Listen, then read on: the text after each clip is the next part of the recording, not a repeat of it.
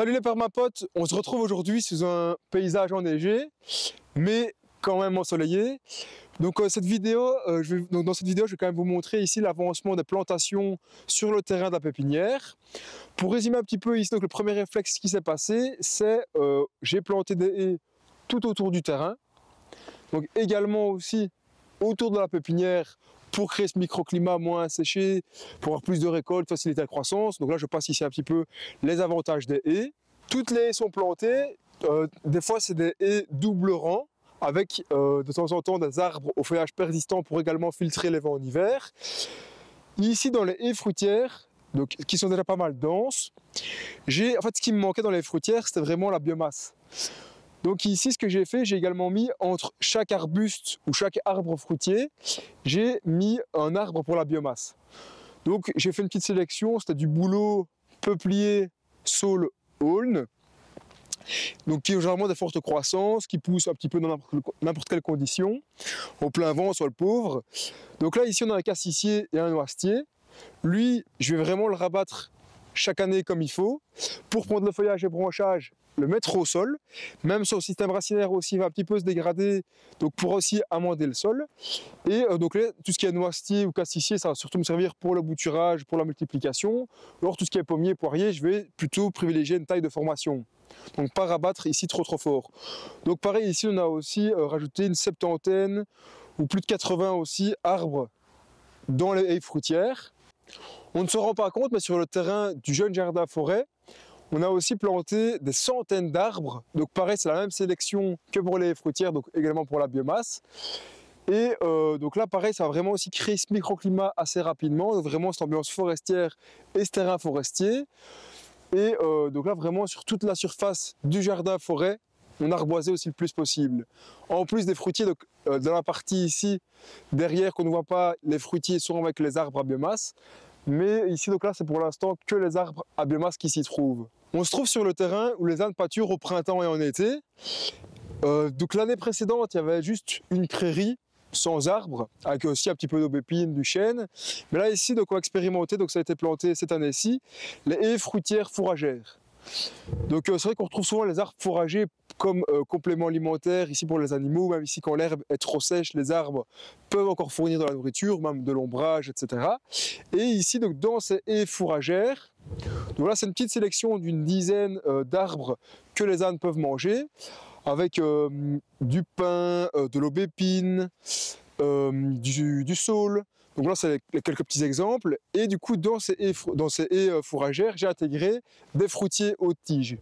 Donc là, j'ai mis du châtaignier, cognacier, noyer cendré, néflier, pêcher haute tige. Donc ici, le but, ce sera sûrement déjà de rabattre à 1,50 m, 2 m, donc de trogner ici les arbres fourragers, pour ne pas qu'ils prennent le dessus sur les hautes tiges et pour pas qu'ils ombragent trop les fruitiers, et de tirer les branches, d'orienter les branches latérales vers les ânes. Donc là, ce sera quand même ici clôturé. Donc il y en a 3 pour le moment. Donc aussi pour que les ânes puissent amender ce terrain, les fruitiers, et avoir une récolte en plus aussi avec les fruitiers. Je vais aussi continuer les expérimentations dans le jardin forêt.